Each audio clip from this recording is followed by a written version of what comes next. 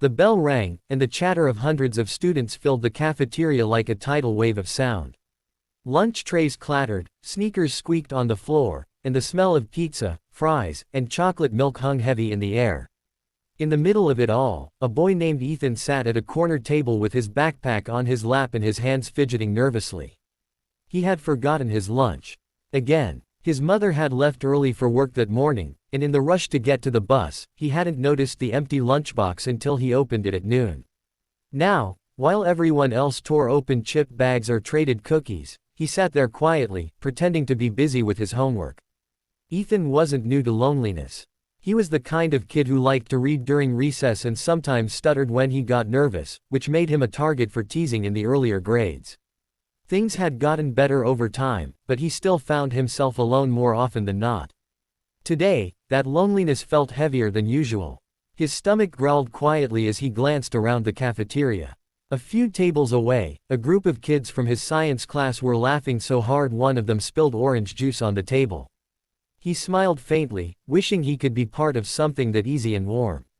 But he stayed put, his eyes drifting back to the cold tabletop in front of him. Across the room, a girl named Mia was watching. She wasn't particularly popular either, one of those students who floated between groups, friendly to everyone but never really belonging to any one circle. She noticed Ethan's empty space, his quiet stillness, the way he kept pretending to write something in his notebook. She'd seen him around before, always sitting alone, and something about the sight tugged at her heart. She glanced down at her tray. There was an extra half of her peanut butter sandwich that she'd packed out of habit, but she wasn't really hungry. After a brief moment of hesitation, she stood up, took a deep breath, and walked over. "Hey," she said, standing in front of his table. Ethan looked up, startled. "No one ever came over here." "Hi," he managed, his voice quiet. "You, forgot your lunch?" she asked, her tone gentle. He blinked. "How'd you know?" She smiled, holding out the half sandwich. "Because I did that last week. You kind of look like I did when I realized it." He hesitated, glancing from the sandwich to her face. "Oh, that's okay, you don't have to." "Come on," she interrupted softly. "It's just a sandwich. And you'll be doing me a favor, I'm not that hungry anyway." He smiled awkwardly, but his stomach betrayed him with another low growl. She laughed, and the tension broke. Finally, he reached out and took the sandwich. "Thanks," he said, his voice barely above a whisper. "No problem," she replied, sitting down across from him as if it were the most natural thing in the world. "I'm Mia." "Ethan," he said. They talked for the rest of the lunch period. It wasn't much at first, just small talk about their classes, the weird smell in the science lab, and how the math teacher always mixed up people's names. But for Ethan, it was like sunlight breaking through clouds he hadn't realized were so thick. Someone was actually listening to him, smiling at him, treating him like a friend. By the time the bell rang, he was laughing, a sound he hadn't made during lunch in months. Over the next few weeks, they started sitting together regularly. Mia introduced him to a few of her friends, who were kind enough to make room at their table. It wasn't always easy. Ethan was still shy, and there were days when conversation didn't come naturally, but there was something about having someone who cared enough to notice that changed the way he carried himself. His shoulders were straighter now. His smile quicker. Teachers noticed the difference. So did his mother, who asked one evening, "You seem happier lately. Something good happened at school?" Ethan just shrugged and said, "I made a new friend." Months passed, and that one act of kindness blossomed into a friendship that lasted through middle school and into high school. They studied together, shared snacks, and encouraged each other through rough patches. When Mia ran for student council, Ethan was the first to help her make posters. When Ethan signed up for the school science fair, Mia spent weekends helping him test his project. They became inseparable, two steady presences in each other's lives. But the real ripple effect didn't show itself until their final year.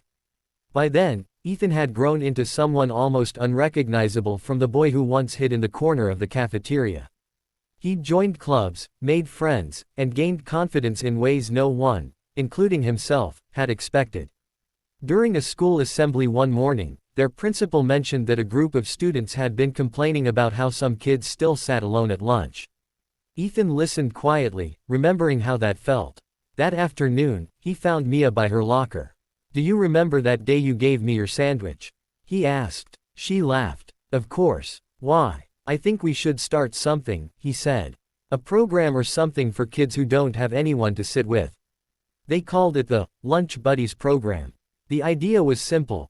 Volunteers would rotate each week, sitting with students who were alone, introducing them to others, and helping them feel welcome. The school counselor loved the idea and helped them set it up officially. Within a few months, it became one of the most beloved parts of the school culture. Kids who used to eat by themselves now had tables full of laughter and conversation. Teachers noticed a drop in absenteeism and bullying during lunch hours. What began as a single shared sandwich turned into a movement that reshaped the school's atmosphere. At the end of the year, during the graduation ceremony, the principal called Ethan and Mia to the stage. He spoke about leadership, empathy, and how sometimes the smallest gestures could have the greatest impact. This program didn't start with a meeting or a plan, he said. It started with a simple act of kindness, a student sharing her lunch with another. That small act grew into something beautiful that will continue long after you graduate. The audience applauded, and as Ethan looked at Mia beside him, he felt tears prick the corners of his eyes. He whispered, "You really did change my life, you know." She nudged him gently and said, "We changed each other's." Years later, when Ethan was in college studying psychology, he was invited back to the same school to speak about empathy and social connection.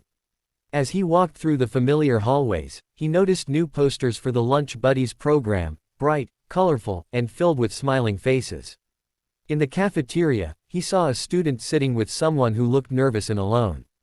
They were laughing together, sharing food. For a moment, he saw himself in that shy boy and felt a deep warmth spread through his chest.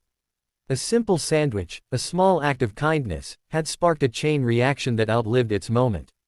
And that's how big change often begins, not with grand gestures or loud announcements, but with something as small as noticing someone's hunger, offering half of what you have, and choosing to sit down beside them.